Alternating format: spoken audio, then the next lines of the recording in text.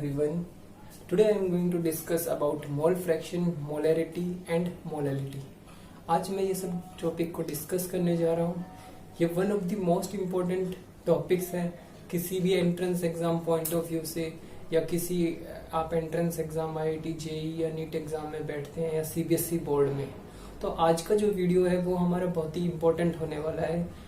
Molarity, molality, mole fraction, normality, इन topics पे, क्योंकि इन पे जरूर से जरूर आपको 2 से 3 मार्क्स का कोई न्यूमेरिकल या इनकी डेफिनेशन से रिलेटेड कोई ना कोई न्यूमेरिकल आपको जरूर या डेफिनेशन पूछी जाती है.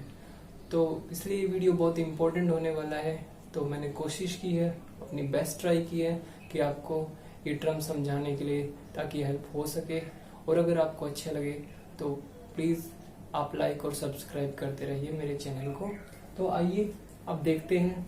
हमने जो लास्ट क्लास में mole fraction in liquid phase पढ़ा था, वेपर फेज अभी पढ़ाया नहीं है, तो थोड़ा लिक्विड फेज का एक रिकैप देख लेते हैं कि अभी तक हमने क्या डिस्कशन किया है. अभी तक हमने कहा था कि मोल फ्रैक्शन को हम 2 फेजेस में पढ़ते हैं. एक फेज आपका लिक्विड फेज, तो दूसरा फेज आपका वेपर फेज. लिक्विड फेज में जो मोल फ्रैक्शन होती है वो जीटा से रिप्रेजेंट होती है, जबकि वेपर फेज में वाई से. तो मोल फ्रैक्शन, मान लीजिए अब आपके पास एक बाइनरी सॉल्यूशन है. बाइनरी सॉल्यूशन का मतलब क्या है, जिसमें 2 कंपोनेंट है. मैंने मान लिया कि 2 कंपोनेंट जो है, एक ए है एक बी है. 2 कंपोनेंट ए और बी से मिलके बना है सॉल्यूशन.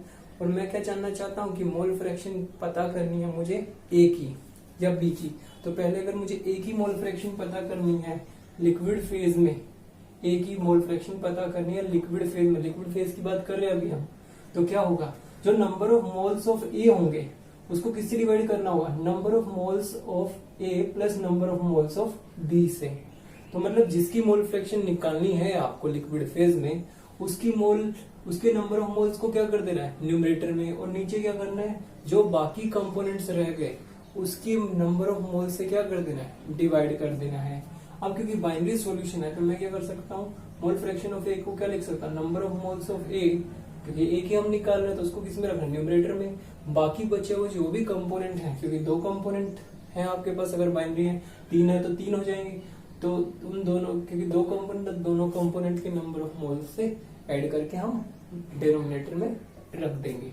अब बताइए, क्योंकि सॉल्यूशन में 2 कंपोनेंट है तो यही को मैं क्या लिख सकता हूँ, इसी टर्म को total number of moles present in the solution, और बाकी सब सेम रहेगा.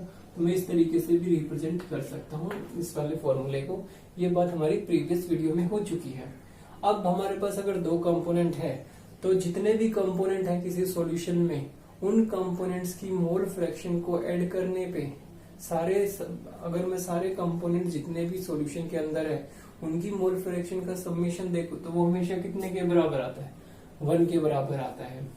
मोल फ्रैक्शन क्या है, यूनिटलेस है. ये भी बात हो चुकी है. क्यों यूनिटलेस है, क्योंकि आप न्यूमरेटर और डिनोमिनेटर में देखो तो दोनों तरफ क्या है, नंबर ऑफ मोल्स है.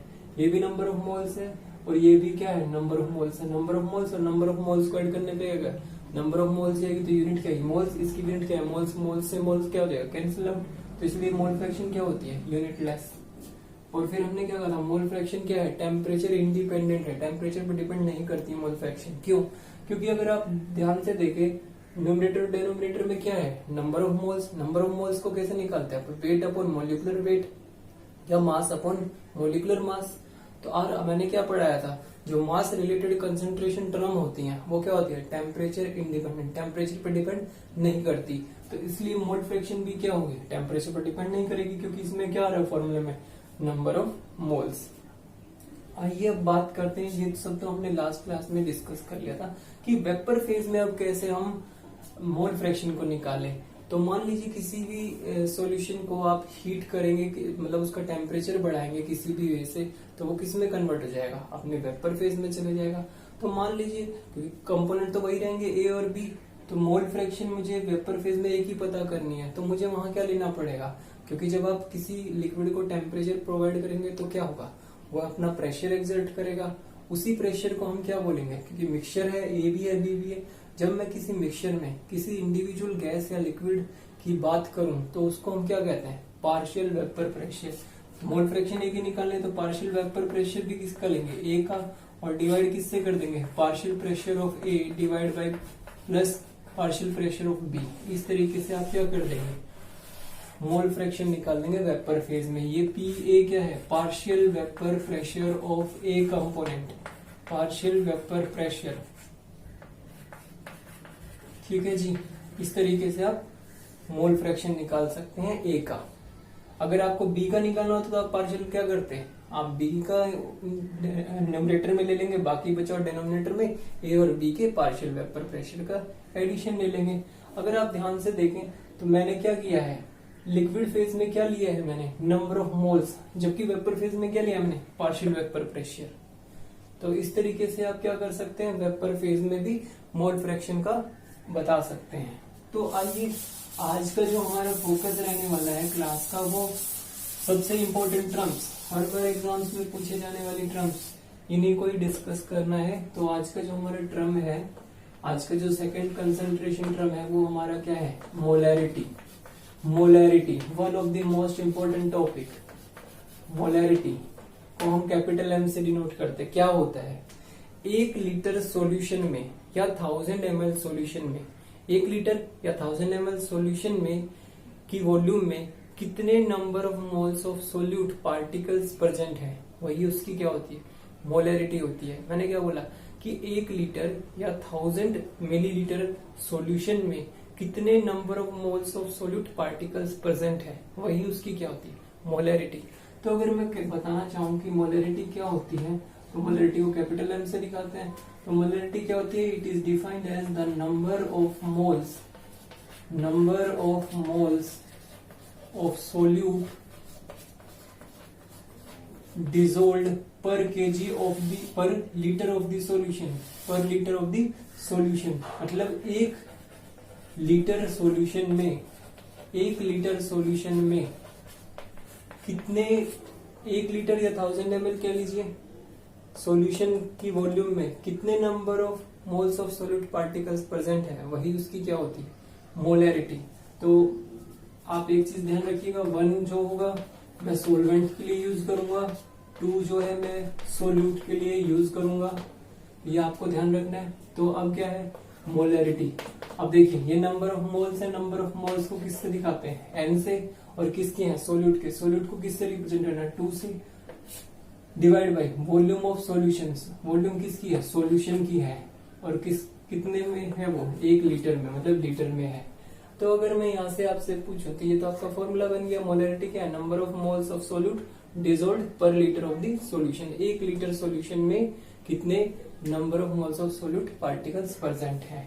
तो अगर मैं आपसे पूछूं कि यूनिट क्या है मोलैरिटी का, यूनिट क्या है मोलैरिटी का, तो देखिए इसका यूनिट क्या है, मोल है, इसका यूनिट क्या है, इसका यूनिट मोल है, इसका यूनिट क्या है, लीटर है। तो ऊपर जाके क्या बन जाएगा, मोल पर लीटर। किसका यूनिट आ गया, मोल पर लीटर जो है यूनिट हो गया किसका, मोलैरिटी का। क्या मोलैरिटी टेम्परेचर डिपेंडेंट है, तो अगर आप ध्यान से फॉर्मूला देखिए, वॉल्यूम जो है वो किस में है, लीटर में है, मतलब वॉल्यूम पे डिपेंड कर रही है मोलैरिटी। और वॉल्यूम ऑफ लिक्विड क्या हो सकता है, एक्सपेंशन भी हो सकता है और कॉन्ट्रैक्शन भी हो सकता है वॉल्यूम ऑफ लिक्विड का टेम्परेचर के साथ। तो ये वॉल्यूम रिलेटेड टर्म है मोलैरिटी, और जो वॉल्यूम रिलेटेड टर्म्स होती है वो क्या करती है, टेम्परेचर पे डिपेंड करती है। ये बात मैंने कंसंट्रेशन टर्म में आपको बताई थी। तो जो मोलैरिटी है वो क्या है, टेम्परेचर डिपेंडेंट, इस टेम्परेचर डिपेंडेंट, टेम्परेचर पे डिपेंड करती है। ठीक है जी, क्यों डिपेंड करती है, क्योंकि मोलैरिटी जो है वो क्या है, वॉल्यूम रिलेटेड टर्म्स है, वॉल्यूम रिलेटेड कंसंट्रेशन टर्म्स है। और वॉल्यूम का क्या हो जाता है, वॉल्यूम ऑफ लिक्विड का क्या होता है, टेम्परेचर के साथ एक्सपेंशन और कंप्रेशन हो जाता है, एक्सपेंशन या कॉन्ट्रैक्शन हो जाता है, कंप्रेशन नहीं जी, कॉन्ट्रैक्शन हो जाता है वॉल्यूम ऑफ लिक्विड का। तो क्या होगा, जैसे ही वॉल्यूम चेंज होगी लिक्विड की टेम्परेचर के साथ, तो मोलैरिटी भी चेंज हो जाएगी। तो इसलिए हम कह सकते हैं मोलैरिटी चेंजेस विद टेम्परेचर। क्यों, क्योंकि ये वॉल्यूम रिलेटेड कंसंट्रेशन टर्म है मोलैरिटी। तो अब जैसा कि इसी फॉर्मूले को देखिए, सिंस 1 लीटर जो है वो कितने के बराबर है, 1000 ml के बराबर। अगर मैं मोलैरिटी को मैं लिखना चाहूँ, number of moles of solute dissolved पर ऑफ द लीटर, अगर मान लीजिए मिलीलीटर में दे दिया जाए आपको, तो आपको यहाँ क्या करना पड़ेगा, न्यूमरेटर में 1000 से मल्टीप्लाई। तो ये आपको ध्यान में रखनी होगी ये बात, ये फॉर्मूला सिंपल क्या है, number of moles of solute पर लीटर ऑफ द सॉल्यूशन। अगर लीटर में ना देके वॉल्यूम किस में दिया है, एमएल में, तो आप क्या कर दोगे, न्यूमरेटर में 1000 से मल्टीप्लाई कर देंगे। तो आपको ये तीनों बात याद रखनी है। ये मोलरिटी का डेफिनेशन क्या है, वहीं से हमने फॉर्मूला जनरेट किया है। यूनिट क्या है, क्या टेम्परेचर पर डिपेंड करता है, ठीक है। तो यूनिट इसका हो गया है मोल पर लीटर। मोलरिटी का टेम्परेचर पर डिपेंड करती है, तो आंसर होगा यस। क्यों करती है, क्योंकि वॉल्यूम जो होती है लिक्विड की, वो क्या होती है, चेंज हो जाती है टेम्परेचर के साथ, because of expansion and contraction. ठीक है जी। अब हम जैसा कि जानते हैं कि number of moles, mole concept में मैंने आपको क्या पढ़ा है, number of moles of solute अगर आपको निकालने हैं तो आप कैसे निकालते हैं, वेट अपॉन मोलिकुलर वेट से। तो यहाँ पे आप क्या कर दीजिए, वेट अपॉन मोलिकुलर वेट रखेंगे तो क्या बनेगा, तो आप अगर यहाँ पे रखेंगे तो क्या बनेगा, weight upon molecular weight of solute, 2 is for solute, and volume of solution किस में लेना है आपको, ml इंटू 1000। तो यहीं से मैं क्या कह सकता हूँ, मोलरिटी जो आ गया, तो weight of solute divide by molecular weight of solute, ये नीचे आ जाएगा, इंटू वॉल्यूम किस में होगा, मिलीलीटर में, इंटू 1000। तो इस वाले फॉर्मूले से आप क्या कर सकते हैं, किसी भी सॉल्यूशन की मोलरिटी को आप निकाल सकते हैं, ऐसे करके इस वाले फॉर्मूले से। तो होपफुली आपको मोलरिटी समझ आया होगा। अब थोड़े से इसके मायने समझ लेते हैं, इस मोलरिटी का क्या मतलब है, इस मोलरिटी का क्या मतलब है। मान लीजिए कोई आपको ऐसी स्टेटमेंट लिख के दे, an aqueous solution of sugar is 2m, 2 molar. तो इसके क्या मायने, इसके मतलब ये है कि 2 ग्राम शुगर प्रेजेंट है किसमें, 1000 मिलीलीटर या 1 लीटर ऑफ सॉल्यूशन में। इसका क्या मतलब है, 2 gram of sugar is present in 1 litre कह लीजिए, 1000 ml कह लीजिए, 1000 ml ऑफ सॉल्यूशन। भाई अभी तो बताया आपको मोलरिटी क्या होता है, कि 1 लीटर सॉल्यूशन में कितने number of moles of solute particle present है। तो यहाँ क्या है, 2 ग्राम, 2 मोलर अगर आपको सॉल्यूशन दिया सुक्रोज का या शुगर का, तो क्या है इसका मतलब 2 ग्राम शुगर प्रेजेंट है किसमें, 1 लीटर सॉल्यूशन में या 1000 मिलीलीटर सॉल्यूशन में। तो ये मोलरिटी का मायने है। तो आइए अब इस पे एक न्यूमेरिकल समझते हैं कि किस तरीके से आप साथ साथ आप लिखते चलें, ताकि आपको टेबल रहे। तो अब मैं आपको एक न्यूमेरिकल दे देता हूँ और आप सोल्व कीजिए कि किस तरीके से आप मोलरिटी निकालेंगे किसी भी सॉल्यूशन की। तो क्वेश्चन ये है कि calculate the molarity of a solution containing